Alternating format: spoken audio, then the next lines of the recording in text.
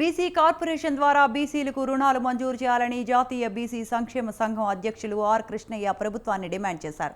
విద్యానగర్లోని BC భవన్లో BC యువజన సంఘం రాష్ట్ర అధ్యక్షులు జిల్లంపల్లి ఆంజనేయులు ఆధ్వర్యంలో సమావేశం నిర్వహించారు. ఈ సమావేశంలో కృష్ణయ్య ముఖ్య అతిథిగా పాల్గొని మాట్లాడారు. బీసీ కార్పొరేషన్ ద్వారా ప్రతి బీసీ ఫ్యామిలీకి 10 లక్షల సబ్సిడీ రుణాలు ఇవ్వాలన్నారు. ప్రస్తుతం ఉన్న 12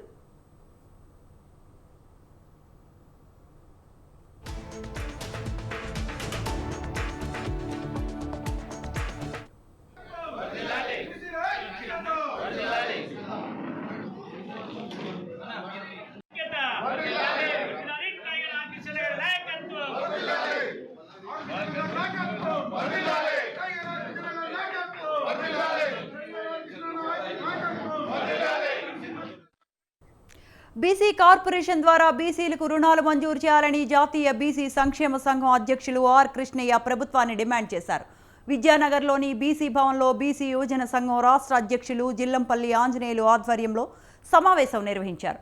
ఈ సమావేశంలో కృష్ణయ్య ముఖ్య అతిథిగా పాల్గొని మాట్లాడారు. బీసీ కార్పొరేషన్ ద్వారా ప్రతి బీసీ ఫ్యామిలీకి 10 లక్షల సబ్సిడీ రుణాలు ఇవ్వాలన్నారు. ప్రస్తుతం ఉన్న 12 కుల ఫెడరేషన్లను కార్పొరేషన్లుగా మార్చాలన్నారు కృష్ణయ్య. కార్పొరేషన్లు లేని 30 కులాలకు కూడా కార్పొరేషన్లు ఏర్పాటు చేసి చైర్మన్లను, పాలక మండళ్లను ఏర్పాటు చేయాలన్నారు. గతంలో రద్దు చేసిన జిల్లా బీసీ కార్పొరేషన్ ఈడీ పోస్టులను వెంటనే భర్తీ చేయాలని ఆర్ కృష్ణయ్య డిమాండ్ చేశారు. 11 ఏళ్లుగా భర్తీ చేయని బీసీ 12 ఫెడరేషన్లకు ఎండీ పోస్టులు కూడా వెంటనే భర్తీ చేయాలన్నారు. బీసీ కార్పొరేషన్ డిమాండ్లను ప్రభుత్వం నెరవేర్చకపోతే పెద్ద ఎత్తున ఆందోళన చేపడతామని హెచ్చరించారు. ఇంతవరకు బీసీ కార్పొరేషన్ ద్వారా ఒక్కరికి కూడా రుణాలు ఇవ్వలేదు.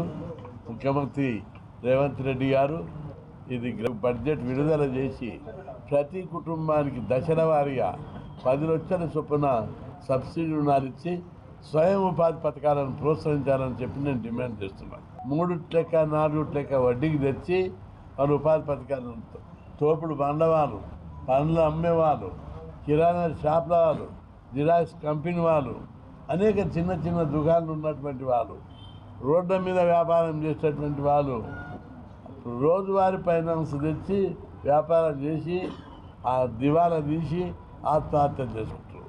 అందుకే ముఖ్యమంత్రి గారు ఒక్కొక్క కుటుంబానికి జీపీ ఫైనాన్స్ అధికారులను తీసుకొని తిరిగి బీసీ కార్పొరేషన్ ద్వారా ప్రతి ఒక్కరికి రుణాలు ఇవ్వాలని చెప్పి నేను డిమాండ్ చేస్తున్నా.